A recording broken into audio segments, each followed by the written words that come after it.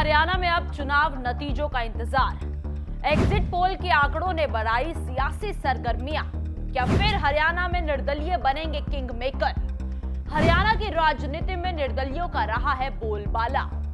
अपने अपने बागियों को साधने में जुटी बीजेपी कांग्रेस। नमस्कार, आप देख रहे हैं पंजाब केसरी टीवी। मैं हूं आपके साथ रिंकी बत्रा। करीब एक महीने तक जबरदस्त प्रचार अभियान के कारण गरमाई हरियाणा की सियासत में मतदान के बाद एक खामोशी सी छा गई है। निश्चित तौर पर ये 8 अक्टूबर को आने वाले सियासी तूफान से पहले की खामोशी है, जिसे भांपकर सियासी दल अपनी रणनीति बनाने में जुट गए हैं। तमाम एग्जिट पोल्स में कांग्रेस को सबसे बड़ी पार्टी बताया गया है और उसके आराम से सरकार बनाने का अनुमान भी जताया जा रहा है। कुछ एक अनुमानों ने कांग्रेस को सबसे बड़ी पार्टी तो बताया ही है, लेकिन बहुमत से पीछे रहने का दावा भी किया गया है। सियासी जानकार यहीं पर खेल होने का इशारा कर रहे हैं, क्योंकि हरियाणा देश के उन प्रदेशों में शुमार है जहां की जनता निर्दलियों को चुनाव में भरपूर आशीर्वाद देती रही है। 1967 यानी एक राज्य के रूप में अस्तित्व में आने के बाद से लेकर 2019 तक के चुनाव में निर्दलीय अच्छी खासी संख्या में जीतकर विधानसभा पहुंचते रहे हैं।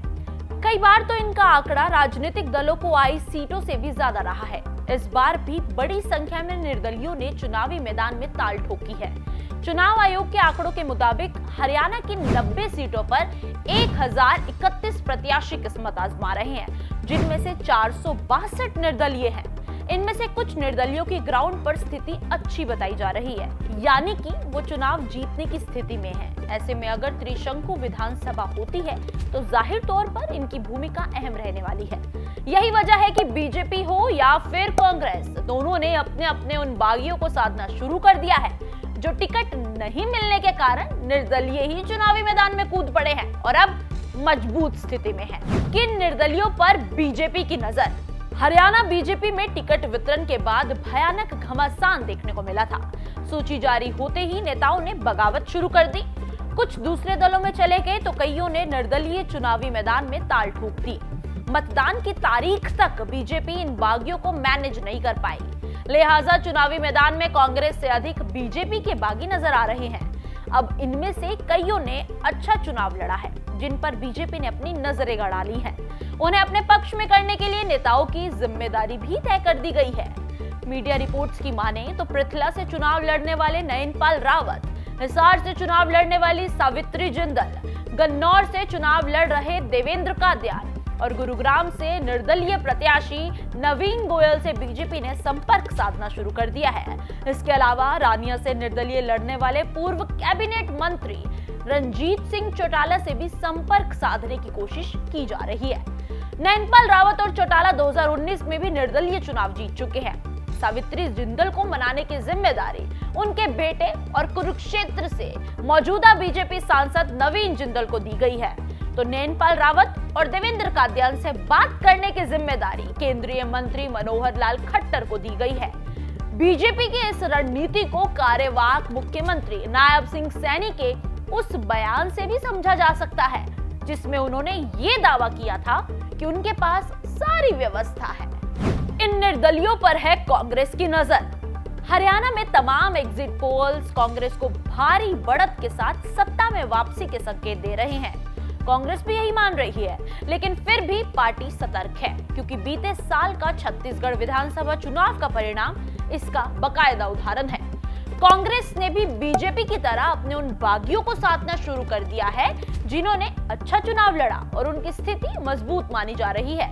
मीडिया रिपोर्ट्स के मुताबिक कांग्रेस पुंडरी से निर्दलीय चुनाव लड़ रहे सतबीर भाणा, कलायत से चुनाव लड़ रही अनीता ढुल, अंबाला कैंट से अनिल विज के खिलाफ लड़ रही चित्रा सरवारा, बहादुरगढ़ से लड़ रहे राजेश जून, पानीपत शहरी सीट से लड़ रही रोहिता रेवड़ी और बड़ौदा सीट से निर्दलीय चुनाव लड़ रहे कपूर सिंह नरवाल से संपर्क साधना शुरू कर दिया है। बताया ये भी जा रहा है कि रोहतक सांसद दीपेंद्र सिंह हुड्डा खुद इनसे संपर्क कर रहे हैं। निर्दलीय बनते रहे हैं किंग मेकर। हरियाणा की सियासी जमीन निर्दलियों के लिए काफी उर्वर रही है। चुनावों में जनता ने किसी पार्टी विशेष के उम्मीदवार की बजाय इन पर भरोसा जताने में बिल्कुल भी कमी नहीं बरती है। पुंडरी जैसे हलके में तो 1996 से निर्दलीय प्रत्याशी ही चुनाव जीतते आ रहे हैं, भले ही प्रदेश में किसी दल की लहर हो। यही वजह है कि 1967 से लेकर 2019 तक निर्दलियों ने कई बार प्रदेश में सरकार बनाने में अहम भूमिका अदा की है। 1967 और 1982 दो ऐसे चुनावी साल हैं जहां 16 निर्दलीय जीतकर विधानसभा पहुंचे थे। 1982 के विधानसभा चुनाव में भजनलाल के नेतृत्व में बनी कांग्रेस की सरकार निर्दलियों की बैसाखी के सहारे ही टिकी थी। भजनलाल ने अपने कैबिनेट में 5 निर्दलीय विधायकों को शामिल किया। इसी प्रकार 2005 में इनेलो को हराकर 10 साल बाद सत्ता में वापसी करने वाली कांग्रेस को 67 सीटों के साथ प्रचंड बहुमत मिली थी, लेकिन पार्टी का गिराव गिरा और विधानसभा चुनाव में महज 40 सीटों पर आकर सिमट गई। इसके बाद तत्कालीन मुख्यमंत्री भूपेंद्र सिंह हुड्डा को सरकार बनाने के लिए निर्दलियों की मदद लेनी पड़ी। उसी साल पहली बार निर्दलीय चुनाव जीतने वाले गोपाल कांडा हुड्डा सरकार में मंत्री बनाए गए थे। 10 साल के बाद बीजेपी को सेम इसी स्थिति का सामना करना पड़ा। 2014 में अपने बल पर बहुमत हासिल करने वाली भारतीय जनता पार्टी 2019 में 40 सीटों पर सिमट कर रह गई। इस चुनाव में 7 निर्दलीय भी जीते थे, जिनमें से 6 ने भाजपा सरकार को अपना समर्थन दिया था। अब तक कितने निर्दलीय जीते? 1967 से लेकर 2019 तक हरियाणा में अब तक कुल 13 विधानसभा चुनाव हुए हैं। इन चुनावों में कुल 117 निर्दलीय प्रत्याशी विधानसभा की दहलीज लांघने में सफल रहे हैं। पुरुष प्रधान समाज वाले हरियाणा में आज तक महज एक ही महिला निर्दलीय प्रत्याशी चुनाव जीत सकी हैं। वो है शारदा रानी, जिन्होंने कांग्रेस का टिकट नहीं मिलने पर 1982 में निर्दलीय चुनाव लड़कर जीता था। 1967 में हुए पहले चुनाव में 16 विधायक निर्दलीय चुने गए, जिसके बाद 1967 में 6, 1972 में 11, 1977 में 7 निर्दलीय विधायकों ने जीत दर्ज की थी। साल 1982 हरियाणा के चुनावी इतिहास का वो दूसरा मौका था जब 16 इंडिपेंडेंट कैंडिडेट जीतकर विधानसभा पहुंचे थे। इसके बाद 1987 में 7, 1991 में 5, 1996 में 10 निर्दलीय विधायक बने।